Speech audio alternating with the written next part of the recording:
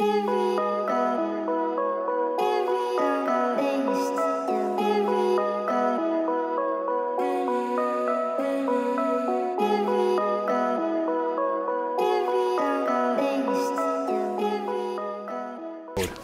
guys, as you can see behind me, Claremont Gardens is pretty much finished. We are all done, I say 99.9% done. There's a couple of lights that can't go in for unforeseen reasons, and there's some engraving still yet to go on the keypads, but we're waiting for them to live with the house for a little bit to see if they want to change any of the programming. But yeah, we'll start with running around the outside of the house while we move inside and show you what we've done. So as you can see here, we've got, I guess, what we'd call the sort of curbside scene, whereby we've got no lights over the porch and we've got some of the up and downers and the downlights on. Now, if this works as it should, as I approach the door, you're going to see these porch lights turn on.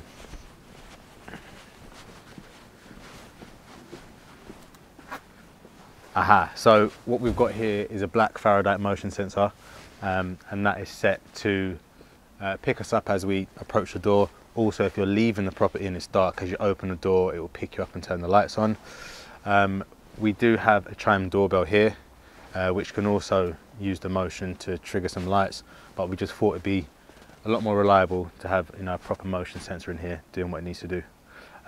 Chime doorbell will ring through to phones, and the client's got a touchscreen inside. Cool. As we go around the side alleyway, on most of the corners of the house, we've got some dowel cameras. So as we come down here, right, so down the alleyway, again, we've got a couple of wall lights. Now, because of the way that the system was wired, and the amount of zones that we had on the centralized lighting panel, these two lights are actually on a retrofit keypad inside the house. So what we're doing is we're using Zigbee to talk wirelessly to the keypad, so we can have them come on at the same time as all the rest of the lights run inside of the house. Just beside me here, again, we're going to have to come back in a day to have a look.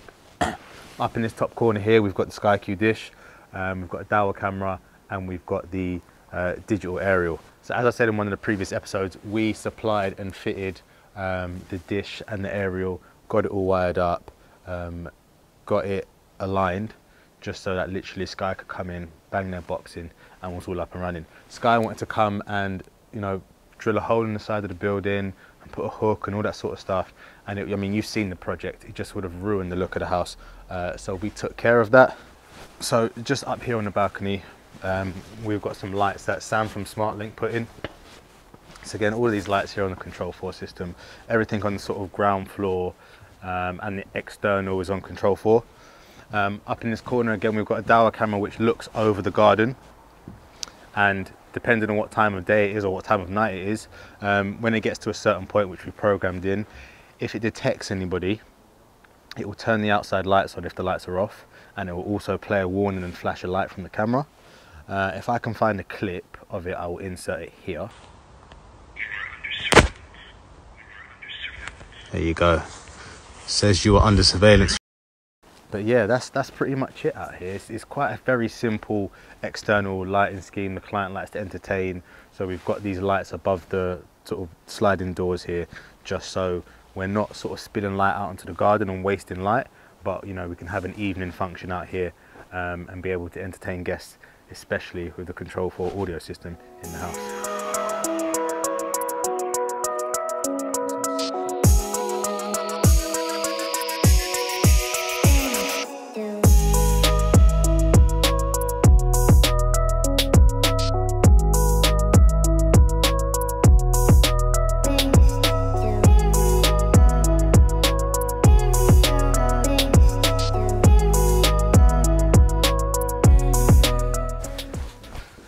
So upstairs, this is where the Control4 lighting ends. So what we've done here is we've put a keypad here so we're able to control, because we've got a nice open double story, double fronted, whatever they call it, entrance here.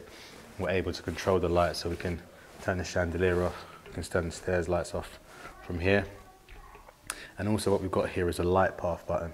So what that means is that at night time, you can get to here, you push a light path, and that will turn on the stair lights, low level lights, and allow you to go into the kitchen to maybe grab a drink or something like that. and then after 5 minutes it will turn itself off. So you can then make your way back up to bed, and that's that taken care of for you.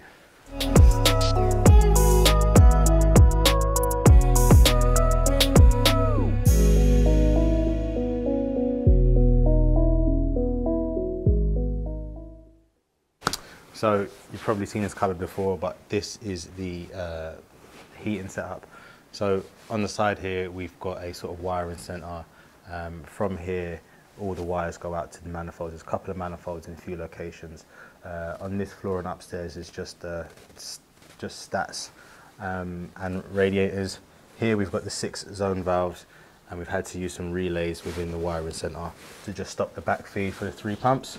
So I sort of explained this before, but where we've got 1 pump for those 2 zone valves, we want to make sure that when the call for heat goes to the boiler, it doesn't backfeed to the pump and, you know, turn on all 3 pumps, and we only want 1 pump on because only 1 zone valve's open. So I'll probably explain that in a bit of greater detail in another video. But yeah, that's the setup in here. So this is a heat miser neostat, and so these are all linked into the Control4 system, so they're able to control all the various zones, tower rail, hot water, all from the Control4 app and setup schedules. So what happens is these are all wired in, and then there is a Neo hub downstairs in the kitchen tucked away, and that creates a wireless mesh that all of these then connect to. Control4 then bridges via Ethernet to the hub, grabs all the information, and allows us to control these from, you know, the Control4 application.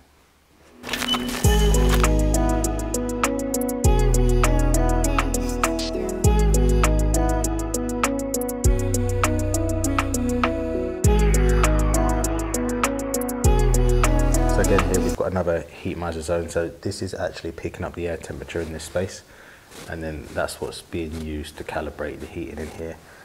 Here's a Texacom alarm panel. I think in the previous video I showed you that we had a black one, and as you can see, the whole area is white, so we've gone for a white keypad. So Texacom alarm again is tied into Control4, so that gives remote access to arming and disarming the system, as well as being able to use some of the sensors, i.e. doors opening, windows being open, PIR sensors triggering, to help us in Control4 to program some events off that.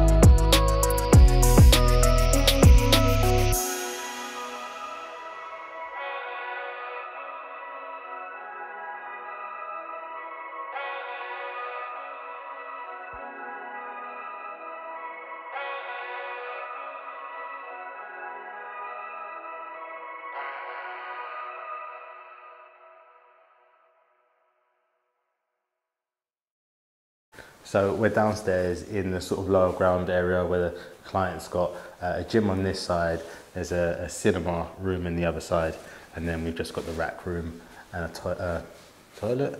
No, a bathroom down there, the shower. So in here it was very basics, no Control4 lighting. We didn't even integrate the Sonos onto Control4. So in the top 2 corners here, we've got 2 Sonos ones. So they're just hardwired into the network. We've got the Peloton hardwired into the network as well. Just so in here she's able to go onto Spotify and just stream straight to the Sonos as a room, or go into the Sonos app and pull in whatever she wants to listen to, radio station, etc, etc. So pretty simple in here. Again, heating's tied into Control4 everywhere in the house, so that stat there is picking up the air temperature in here, and based on the schedule we'll turn the heating on and off. Through into here. Right. Okay. It's being used as storage already. Right, so it's a bit tight in here. As you can see, it's kind of a flying visit, so we're not going to move any of the client stuff out. But here's the rack. We've got the Control4 processor in here. We're running a Draytech managed network in here. We've got a Draytech switch there. We do have a Cisco PoE switch underneath, which is powering our cameras and our access points. We've got 2 Triad 1 amplifiers and a Dahua MVR for the CCTV. So quite a small rack in there. centralized lighting panels at the back there, and there's a hell of a lot of cables that we've pre-wired for. So it's pre-wired for video distribution, sensors all over the house, more Faraday sensors if they want them, etc, etc. So yeah, just a quick one on that, and I'll show you the cinema room. So we are in client cinema room, so we had to pull back spec on here a little bit. Originally we was going to have a projector screen, full Dolby Atmos surround sound, starlight ceiling. We just trimmed it back. There were some other bits that needed to be prioritized in the house. So what we've actually done is utilize their existing Sonos setup from their previous home. So we've got a play bar up the front, giving us the LCR. Got a sub tucked in the corner there, and we're using 2 Play 3s for the rear channels there. So up here, we've got our pre-wire points for our projector. So we've got our network and our video cables up there, and just behind it we've got a power supply. So if they do want to go for a projector screen, we can put that in there. The TV will move to somewhere else in the house, and we can get a projector up there. Again, behind this ceiling we have, well, yeah, on top of the ceiling we've got a supply in there, so we could cut open the ceiling, put a starlight ceiling in, and get a LED engine in there for a starry sky. Moving on into here, so here's an example of one of our Wi-Fi access points. That's a Draytech 960C, and we have a few of those dotted all over the house, which is providing a full home coverage of the Wi-Fi system in here. Again, you can see we've got PIRs all over the house. By the door over here we have sensors. So these are hardwired in, and these are shock and contact, so if anybody tries to sort of shake the door open, it will detect that, and it'll also let you know if you have left the door open when you go to arm the alarm and stuff like that. It's also pretty good, say you're upstairs and you're just wondering if the door's been left open, you can just open the app, go into sensors, and you can see if that door is open or closed. Unfortunately we can't tell you if it's been locked or not, but at least you know the door's not sort of wide open if it starts to rain and you're 2 floors up, for example. Sweet, man.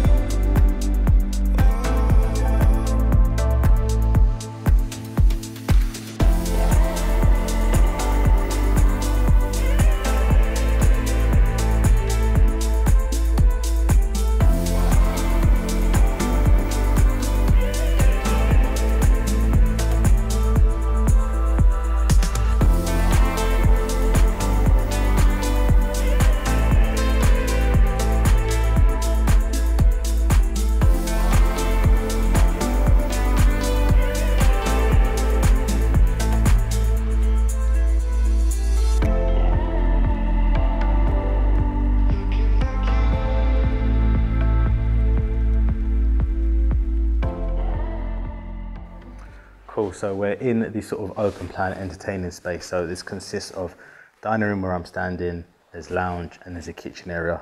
So we've got 2 zones of audio in here. So we've got 2 speakers just on top of the dining table here. So when these sliding doors are open, like I said, when the client's entertaining out on the balcony, we've got some audio out there. If they're having a party and they want to make it rock, we can tie in both zones. We've got a little media scene here labeled up party music. So once that's enabled, that will pull in all 4 speakers together and allow the volume to be tracked as if it was one zone. The lighting here in this floor is all on Control4. So we've got a few scenes in.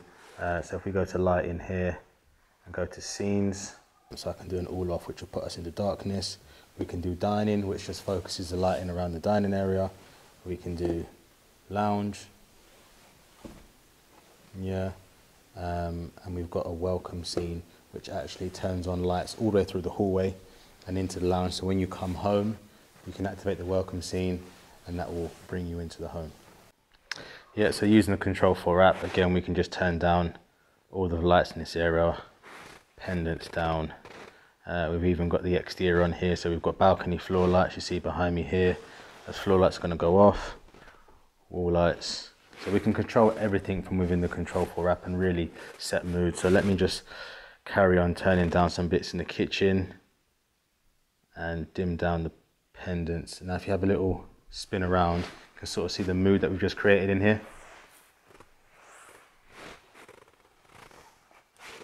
And again, whilst you're over there, we've also got control of the TV on here. So I can select Amazon Prime, for example. That will turn the TV on straight into the app. And then again, as you can see, I've got control of the TV from Control4. They can be doing this from the touchscreen. They could be using his phone. But yeah, you know, I can select a bit of Jack Ryan. When I'm done, I can just turn the room off and the TV goes off. Let me bring the lights back up and I'll show you a little bit about the audio. So moving on to the audio. The entertainment space is the kitchen speakers and then all the lights on this floor.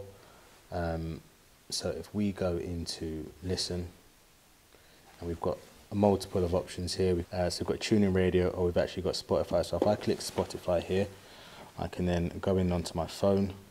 Coming a bit closer, we've got a bit of the controversial Kanye West at the minute. So if we just come into entertainment and hit play, over here we're actually playing now on these speakers above me. And then what we can quite easily do is within the Control4 app,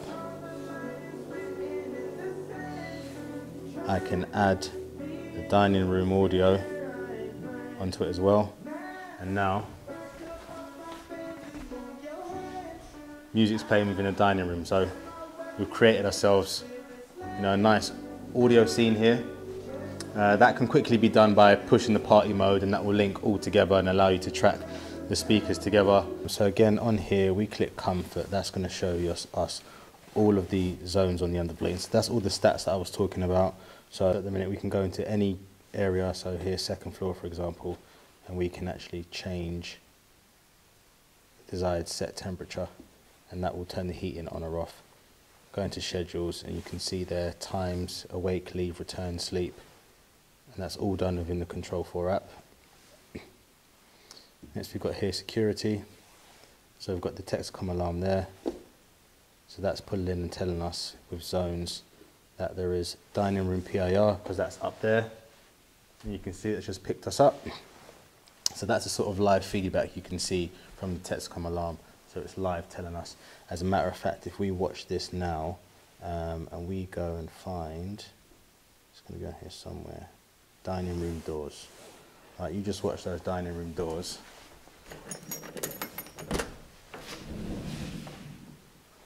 And you see it's opened. Yeah, so that's literally from me opening these doors, and as we close them, you'll be able to see on there, dining room doors are closed. Yeah, so that's giving us that live feedback. Into cameras, we've got the 4 Dahua cameras as well as the chime doorbell. So yeah, we've got the 4 Dahua cameras as well as the chime doorbell. So we can click into one of them, let that stream load up. Let that stream load up. Let that stream load up. I see, this is technology for you. Everybody thinks that this stuff works all the time, first time. It doesn't. Look at it, connecting. Right, let's just quickly show you, look. While that's messing around, security, cameras, boom. We're here running side camera, rear garden, side alleyway, driveway, and the chime doorbell. So although that's playing up, just going to keep it honest, we are looking to RMA this device. I wanted to come down and do an update, so I've just done an update on the system, but this is still playing up. But it just goes to show you that not everything works all the time, but it's okay. We have to make sure we manage everybody's expectations and just say when there is an issue, just let us know and we'll do our very best to get it resolved. But you can see from the app, it works very quickly, which is what you want. When you're out and about, you want to be able to just quickly get on. If someone rings on the doorbell, comes straight through to the phone. You want to be able to deal with it very quickly. So everything that you can do on that touchscreen, you can do on the phone. Pan off, pan off. So that is a sort of overview of what we've done here. There is a few little bits of hidden tech that we've done. So for example, up in that sliver above that wall unit there, the Neo hub is slid up there, just behind this speaker. So I'm guessing around here somewhere is our Draytech access point. So we've actually hidden it through the access of the speaker, so you don't see the access point on the ceiling, but it's still here, which is serving this floor. But yeah, that's just a quick rundown of the project and what it entails. The clients are in, they're living here, they're loving it. We're on hand to help them with any sort of programming tweaks or anything that they're not really grasping, to help them understand it or maybe make things a little bit easier for them to use, which is really nice. Everything is tailored specifically to, you know, our clients and the way they use their homes. So yeah, I hope Alex, Sandy and the kids are really loving their home, and I hope to show you guys a new project soon. Take care.